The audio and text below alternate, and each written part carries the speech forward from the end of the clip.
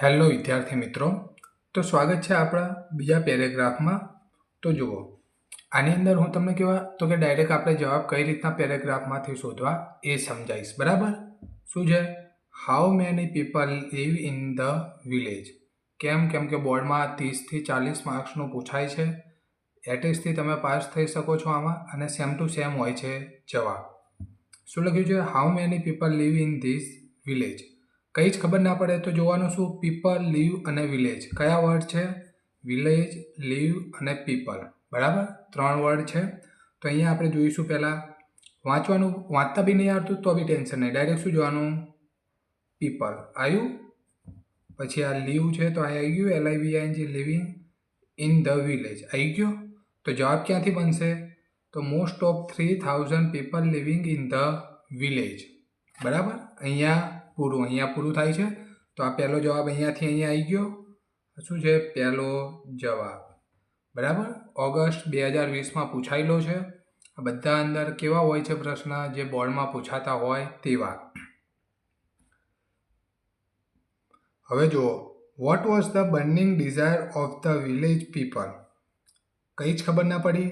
શું જોવાનું? Burning desire village people. બરાબર?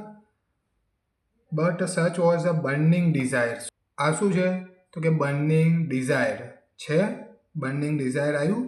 તો જુઓ, હવે અહીંયાથી આપણે શું છે? The village people. તો શું આવશે? The burning desire to have a station in the village. એટલે આવી ગયું અલ્પવિરામ. તો અહીંયા શું થાય? આપણો જવાબ પૂર્ણ. શરૂઆત ક્યાંથી થશે? અહીંયાથી. કયો? The burning desire to have a station in the village. તો આ શાનો જવાબ થયો? બીજાનો. બરાબર? એકદમ ઇઝીમાં ઇઝી રીત છે. જોજો ખૂબ ધ્યાનથી, તરત આવડી જશે.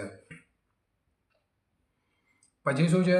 How much money did the village people collect. હવે જુઓ, આમાં બી કંઈ ખબર ના પડી. મની અને કલેક્ટ બે થયા. તો જો, everyone contribute according their capacity ranging from 3000 rupees to 75,000 rupees. આવી ગયો જવાબ. એટલું તો આપણને ખબર પડે. પૈસાની વાત કરે છે. આ રૂપીસ આવી ગયું. તો આ શું થયો? આનો જવાબ ત્રીજાનો. બરાબર? હવે ચોથું શું કહે છે?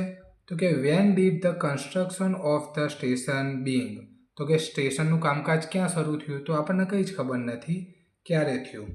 તો કે the donated money of the station we started construction. જો, કન્સ્ટ્રક્શન વર્ડ આવી ગયો અહીંયા.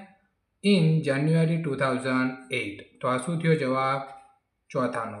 આવી ગયા 4 જવાબ. એકદમ ઇઝીમાં ઇઝી રીત છે અને તરત આવડી જાય. શું ફોકસ આપવાનું? તો ઓનલી કીવર્ડ્સ. કીવર્ડ ઉપર ફોકસ આપીએ એટલે ઓછામાં ઓછા 4માંથી આપણા 3 જવાબ સાચા થઈ જાય.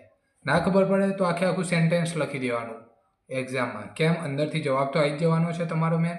તો તમારે જે 1 માર્ક્સ આવતો હશે ત્યાં પોણો માર્ક્સ આપશે, પણ માર્ક્સ તો આવે છે ને. ઓલું તમે ખોટું લખીને આવો અને જવાબ 0 થાય એના કરતાં તો સારું છે ને. અને આવું કોન્ટેન્ટ તમને કોઈ નહીં આપે.